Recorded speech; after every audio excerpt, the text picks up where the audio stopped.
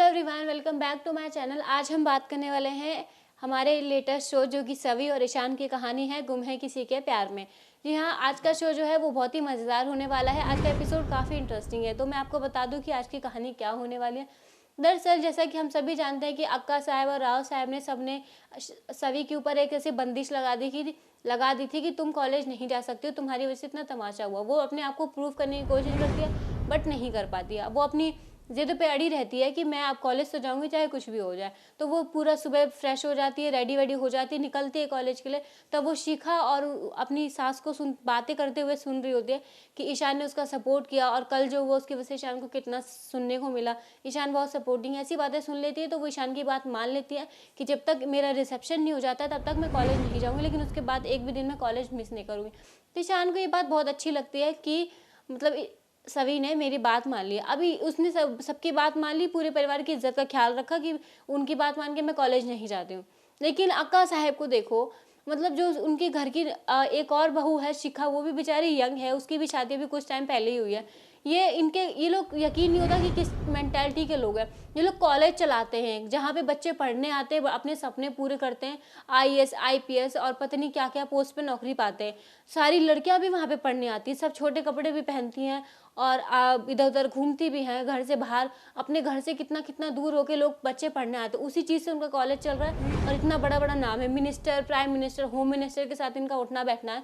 ऐसा शो में दिखाया गया। अक्का साहब ऐसा सभी को ताने मारते हैं, लेकिन सोच कितनी छोटी है। वो अपनी बहू शिखा, जैसी वो घर आई थी वो उसके मतलब जो कपड़े पहनने का ढंग था वो बदलवा दिया, पढ़ाई लिखाई छुड़वा दी, कॉलेज जाना बंद करवा दिया। उसको घर में कहा कि 4 दीवारी में कैद रहो और तुम किचन का काम करो। तो सोच सकते जो बंदा स्कूल चला रहा है, जो इतने बच्चों को पढ़ने का मौका दे रहा है कि कॉलेज चला रहा है, और अपने ही घर की बहू बेटी को पढ़ने नहीं दिया जा रहा है। और खुद की बेटी को देखो जो दूरवा है, इतने छोटे छोटे कपड़े पहनती है। कॉलेज में कौन ऐसे कपड़े पहन के जाता है? इतने छोटे छोटे कपड़े पहनेगी और पढ़ने के नाम पे कुछ भी नहीं है, लेकिन फिर भी उसको पढ़ा रहे ना। आज तक कभी पास नहीं हो पाई है अपनी काबिलियत पे। वो तो उनकी बेटी है इसलिए पास कर देते हैं उसको, लेकिन अपनी जो बहुएं होती है उसका बुरी हाल कर रखी। एक और है जो निशी की वाइफ है, उसके साथ भी सेम ऐसा किया है लोगों ने। अब सभी के साथ भी सेम कर रहे हैं। इस चीज़ का बुरा बुरा बहुत लगता है शिखा को।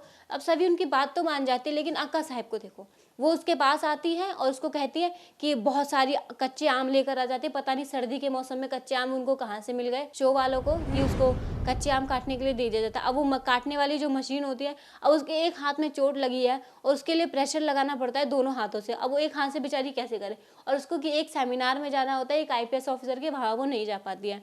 ना एक अत्याचार करने की हद तुमको दिख रहा है कि उसके हाथ में चोट लगी है, तुम्हारे ही बेटे शान को बचाने के लिए उसने गोली खाई थी। कम से कम इतना रहम तो दिखाओ।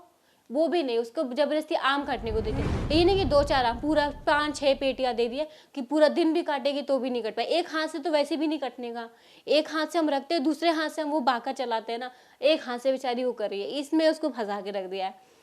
और अब हमें ये भी नया देखने को मिलेगा कि वो अपने खर्चे उठाने के लिए, अपने आपको फाइनेंशियली इंडिपेंडेंट करने के लिए एक डिलीवरी बॉय की, या फिर जो हम लोग स्टारबक्स या बर्गर किंग में जाते हैं हमें ऑर्डर देना पड़ता है ना, वहाँ पे जो लोग ऑर्डर लिखते हैं, तो उस चीज़ की वो जॉब कर रही है और अपने खर्चे वो खुद उठाएगी। सब लोग बोलते भी हैं कि हमारी बात मानी होती तो तुम्हें ऐसे ऑर्डर नहीं लिखने पड़ते, घर में रहती काम संभालती, हम तुम्हें पैसे देते। शान भी कहता है पैसों की ज़रूरत थी तो मुझे बताते।